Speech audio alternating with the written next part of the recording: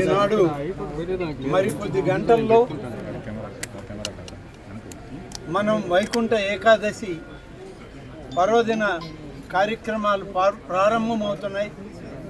దేవదేవుని యొక్క ఆశీస్సుల కొరకు లక్షలాది మంది అన్ని ప్రాంతాల నుంచి ఇక్కడికి వస్తున్నటువంటి తరుణంలో ఇదొక దుస్సంఘటన ఇక్కడ జరిగింది. ఈ సంఘటన పట్ల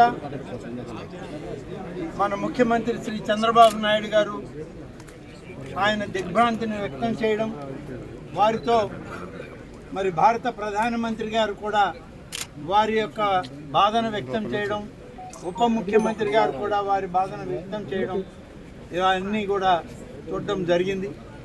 ఈరోజు ఈ సంఘటన ఎలా జరిగింది అనేటువంటిది ఆ విచారణ దాని నివేదికలు తర్వాత పరిశీలన చేయడం జరుగుతుంది. ముందు గాయాల పాలైనటువంటి వ్యక్తులకి మంచి మెరుగైన చికిత్స ఇవ్వాలన్నదే ప్రభుత్వం యొక్క లక్ష్యం.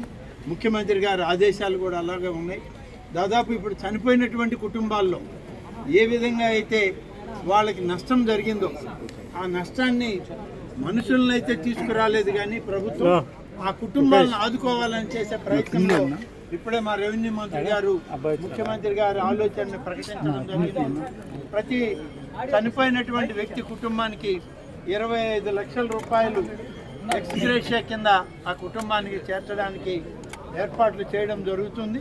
చనిపోయినటువంటి వాళ్ళు పోస్ట్ మార్టం పూర్తి కాగానే ఆ యొక్క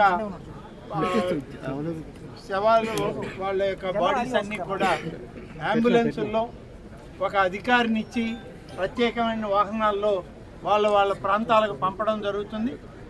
ఆంధ్రప్రదేశ్ రాష్ట్రంలో ఉన్నటువంటి వీళ్ళందరూ కూడా ఇంచుమించుగా 1-2 జిల్లాల నుంచి, విశాఖపట్నం, అనకాపల్లి ఆ ప్రాంతాల నుంచి ఉన్నారు. కాబట్టి ఆ జిల్లా కలెక్టర్లకు కూడా రెవెన్యూ మంత్రి గారు ఆదేశాలు ఇచ్చారు. అక్కడ కూడా ఉండి ఈ కుటుంబాలకి మరి అన్ని విధాలుగా తోడుగా ఉండాలని చెప్పి అక్కడ మా శాసనసభ్యులకి, మంత్రులకి అందరికి కూడా ఇప్పటికే ఆదేశాలు పంపడం జరిగింది. ఈ సమస్య ఎలా వచ్చింది ఏంది అనేటువంటి దాని మీద సమన్వయ లోపమా లేకుంటే ఏదైనా తొందరపాటు చర్య జరిగిందా అనేది విచారణ నివేదిక రాగానే దాని మీద సరైనటువంటి చర్యలు తీసుకుంటామనేటువంటి మాట ఇవాళ ప్రభుత్వం ఈ సందర్భంగా తెలియజేస్తుంది.